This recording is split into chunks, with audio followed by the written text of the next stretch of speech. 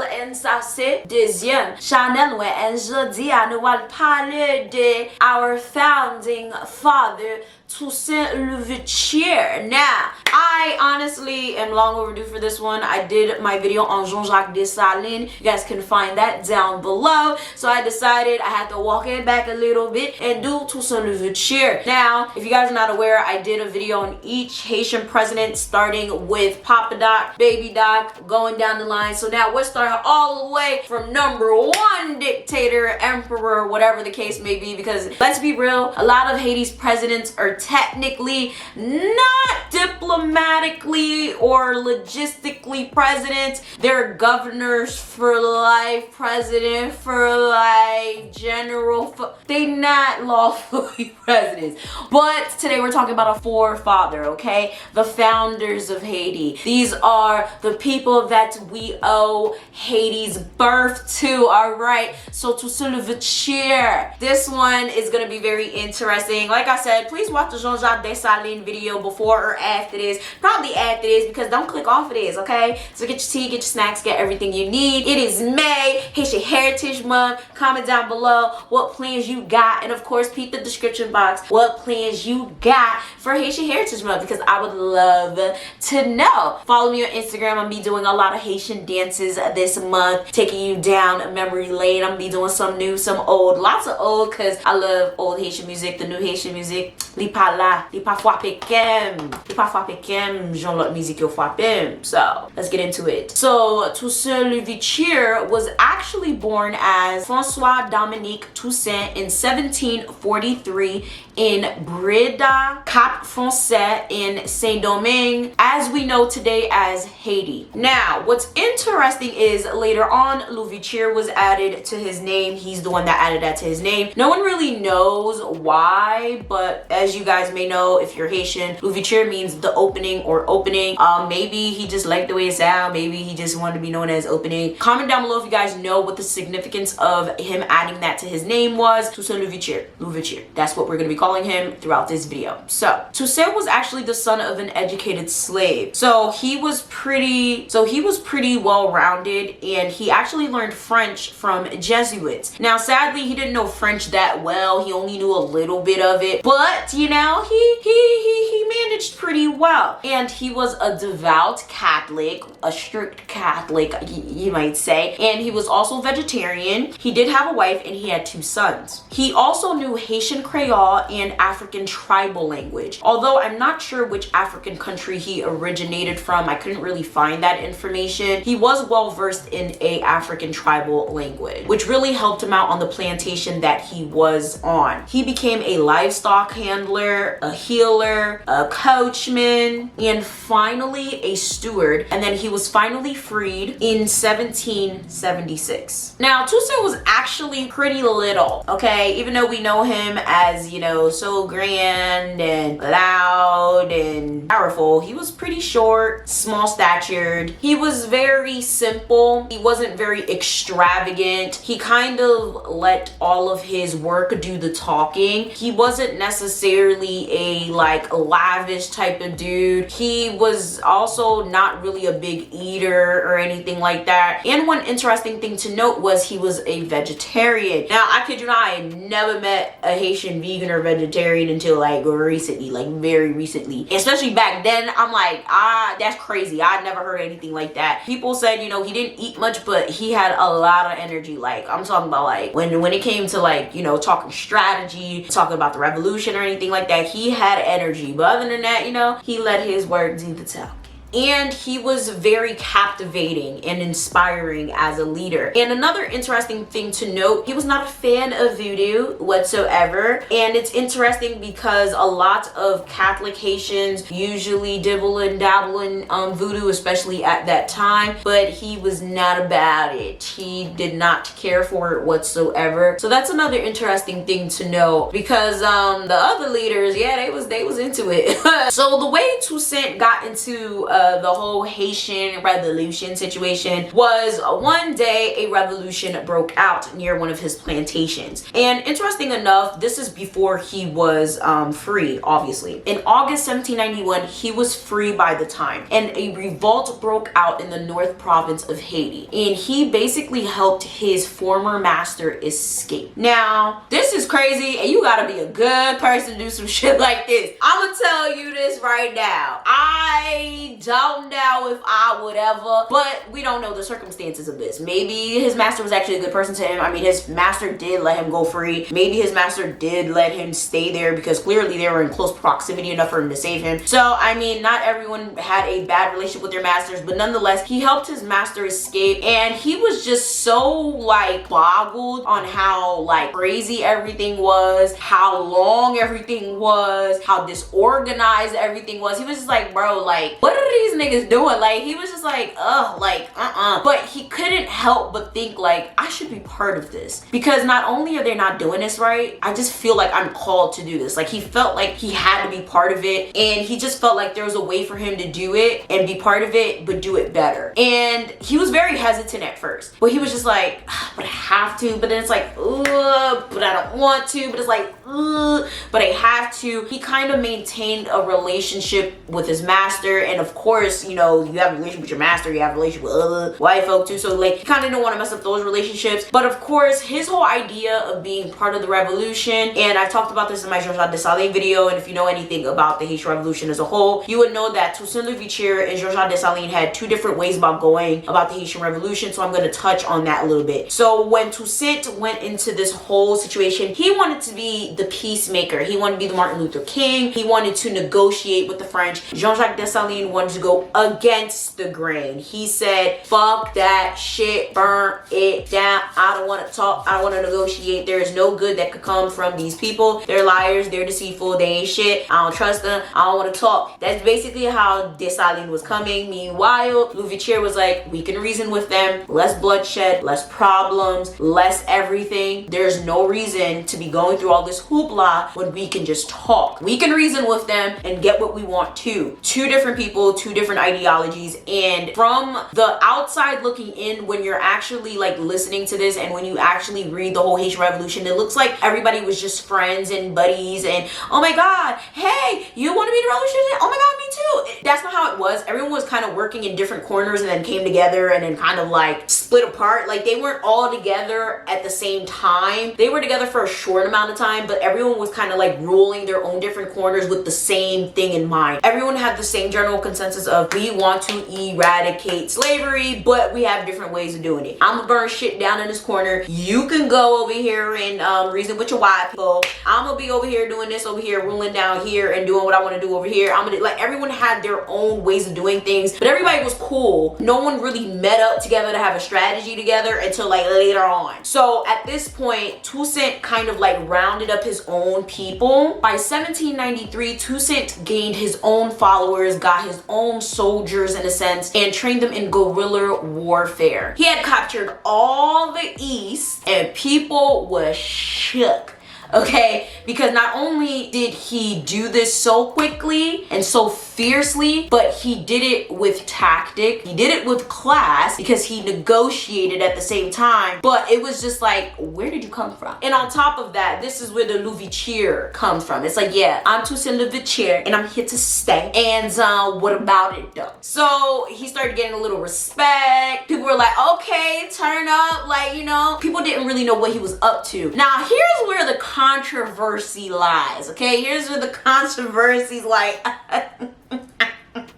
Now, what I just told y'all, people weren't really aware of that. And this is where people kind of became aware and they're like, what the fuck are you doing? When France and Spain went to war in 1793, the black commanders joined the Spaniards of Santo Domingo. Santo Domingo was Haiti at the time. And the eastern 2/3 of Hispaniola, which was now Dominican Republic. Now, knighted and recognized by Toussaint Louverture. 1794, Toussaint Louverture went over to the French. I feel like it was a tactile move. Now, understand, at this time, and for a lot of the majority of the time, the Haitian Revolution, a lot of people, and honestly even me, I thought that the Haitians were fighting solo dolo against Spaniards and French. No, apparently there was like a Saint-Domingue army, a Haiti army that was like kind of like sponsored by Haiti, and they were kind of like playing both sides. But when he went to France himself, and it was like, oh well, you know, I'm French. Like everybody was just sitting there like, wait, did you not understand the assignment? Now understand, the only reason he did this is because he basically thought that France had freed the slaves. Now I've said this numerous times before in my other videos. The whole premise of all of the forefathers of Haiti was that they wanted slavery to be eradicated. All this other shit didn't really matter, and to be honest, I feel like none of these niggas had any game plan for anything else. They just said, I want slavery to be eradicated. We forgot about all plans. We forgot who's gonna be in charge of all of this after, who gonna be vice president, who gonna be secretary, who gonna be treasurer. We didn't think about none of that, okay? We didn't think about what we gonna do with the French people after. We didn't think about any threats. We didn't think about none of this. We just want slavery to be eradicated, and that's all honorable and all, but you guys have to have an actual plan before you shoot yourselves in the head. They never thought about all of that, right? So for him, he's like, oh, okay, well, French are gonna get rid of slavery, guys. So let me just like jump the gun now. So he went and he told them like, yeah, so I'm gonna be like with y'all now. And the Haitians are looking at him like, so, mind you, France had not necessarily done this yet. They basically proposed the idea of freeing slaves. Meanwhile, Spain said, no, we're not freeing the slaves. Britain said, no, we're not freeing slaves. Meanwhile, homeboy Toussaint told him, well, I'm a Republican now. And everybody's just sitting here like, because of this decision, the Spaniards were slaughtered and they were kind of pushed off the island. So to be honest with you, I think it was a strategic move. It was strategic because the Spaniards were kicked off and they were slaughtered. Bye-bye, motherfucking Spaniards. Like, la de la chow, chow, chow, they had to go. But at the same time, I don't think the Haitians understood at the time. They were sitting there like, what the fuck, how could you? He was criticized. They were like, oh, you're two-faced, how dare you? I feel like he should have discussed this with people because clearly it doesn't make you look good when you're doing shit like that. And the governor of Saint-Domingue at the time, which was Etienne Laval, I hope I said that right, made Toussaint the governor general. So, I mean, it all worked out for Toussaint anyway. And the British also suffered severe losses. So, I mean, let's be real, I feel like he knew what the fuck he was doing. And to be quite honest with you, I've said it before and I'll say it again, Toussaint was playing chess, Dessaline was playing checkers. I have respect for both of them, but this is the game, okay? This is the game. Yes, he took a hit to his reputation for a couple of months and people were mad, but to be quite honest with you, it worked out. Look, we took out 2 of the competitors, now we only got 1, which is France, and France thinks that Toussaint Louverture is on their side, when in actuality, he knows what he's doing. I would hope he didn't really believe that they were gonna fucking eradicate slavery because France is full of shit. If you guys are not aware, when it comes to France at the time, France was fucking everyone over, and that's the only reason everyone on that island was revolting, from black people to white people to the mixed class. The mixed class was being forced into militia at the time they were 18. The white class was being taxed OD. The black class, I mean, they were slaves. Do I even have to say anything further? So everyone had their own reasons to like fighting in this war. That's just surface level, okay? That is just, I could probably do a whole dedicated video on why people joined the Haitian Revolution. Like, it was bad. Everybody had a personal vendetta against France. Even outside forces that helped Haiti had a personal vendetta against France. Like, France just doesn't like to play nice, and then they're a bunch of liars. They like to say, oh, we'll help you, we'll do this, we will never, and then this is behind their back, and they do it anyway. See, now Toussaint knew what he was doing. By 1795, he was loved and renowned by the Haitian people, mixed and of course the black. He went completely against what the French wanted, and he decided to have the blacks work back on the plantation, not as slaves, but paid. Now, of course, you guys are probably like, well, why would black people want to work back on the plantation? Nigga, this not 2022. They can't work DoorDash, okay? They can't go be entrepreneurs and be influencers, okay? They can't be strippers. This is the only thing they can do. And honestly, he was like, you know what? You guys aren't going to be forced, but he did have militia there, which I think is kind of intimidating, okay? I don't see the point of that, but okay, listen, this is the 1700s, the 1800s, listen, who am I? But he did have them like militia force. I think there's a word for that, but you guys get the point. There's militia there to enforce them to work work on the field, and they were paid a fair wage. And this was basically to sustain the economy, because this is kind of all these people knew how to do. He had this idea that compulsion kind of prevented idleness. Whatever that means, it sounds very Haitian to me. It's so sad that since the dawn of Haiti's birth, Haitians had this idea. However, the people that were laborers, people that worked in the fields and stuff like that, were no longer allowed to be whipped. They're no longer allowed to be abused whatsoever. So that's really good. They restored the plantations, and they shared the profits, and they were free and equal. And the racial tensions were pretty calm, because he preached that, you know, everyone was equal and things like that, and, you know, everyone, both mixed and African born, had to learn from the Europeans and, you know, the mixed class, etc. I feel like that's kind of problematic, but hey, who am I? I'm born in 2022. I think I would see that as problematic, but maybe back in the day that wasn't such a problematic statement to make. I don't know. Comment down below. Do you think so? I don't know. I can't help but think that's problematic. So he worked very well with Laval. As I said, Laval was the one that brought him to his newfound position, actually making really good decisions for the Haitian people. But yeah, by 1796, he wanted dude out. Like I said, Toussaint, he played chess, not checkers. Now, Laval was replaced by some guy. Listen, this name is a little extra. Let me look at it. Legel Félicités Sontonax. I'm so sorry if this is your name or something close to it, because this is the most ridiculous. Anyhow, now he was just as eccentric as his name, okay? He was very like spiritual and very like eccentric and like superstitious. And to be honest, Toussaint didn't really like him, because not only was he eccentric, but he let all of those eccentric traits of his kind of drive his decisions. And he was like, yeah, I can't have people like that around me. I can't have people like that making decisions. If you're not sound of mind, like, got to go, okay? And on top of that, he was like kind of offended by the fact that Sontonax was like atheist. And like I said, Toussaint was a devout Catholic. Y'all already know the Christians, they don't like that. You don't believe in God? Oh my God. Throw it away. What?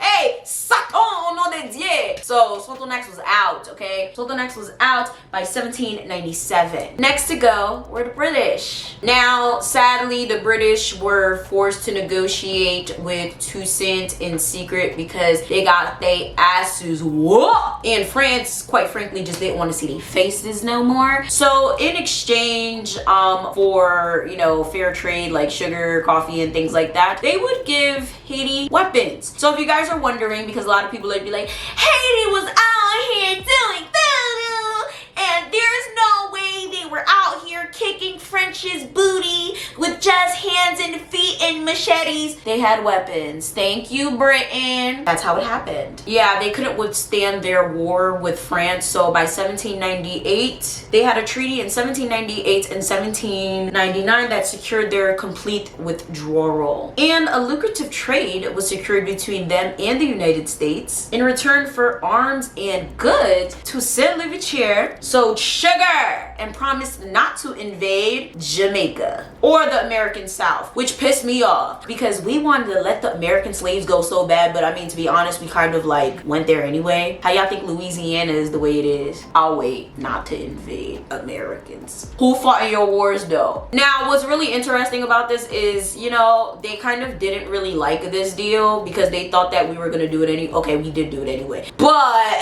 their whole idea was, oh well, you know, we'll make you king of Haiti. You know, how about we make you king of Haiti? And you know, we forget all of this. Child, if you know anything about Toussaint, they don't like titles. They don't like the whole king thing. They have no problem being governor for life though. They have no problem being governor for life. But being a king?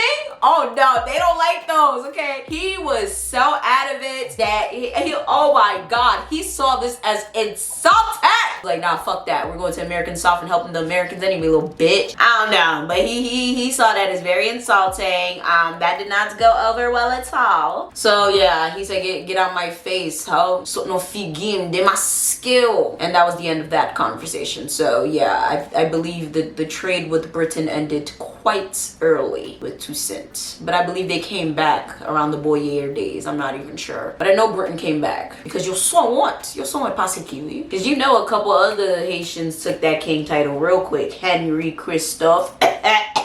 Anyways, moving on. Now we had Gabriel Houdeville, who came as the representative of the Directory of France. And if you guys are not aware what that is, that's basically the French revolutionary government. Why the hell do they have somebody that's just in charge of that? Probably because France always in war with somebody for some bullshit. I'm just saying, it's true. Now, France knew that they were never gonna get Haiti back. They knew they were never gonna win any wars. They knew that they were basically fucked, okay? So they basically thought that they were gonna be able to replace Toussaint or Dessaline or just any political leader, but mainly Toussaint, because Toussaint had a very strong hold, and of course he was like the lieutenant governor or whatever situation. So they basically pit him against this guy named André Rigaud. Now, funny enough, I remember talking about André Rigaud before. Where did I mention him? Where did I mention André Rigaud?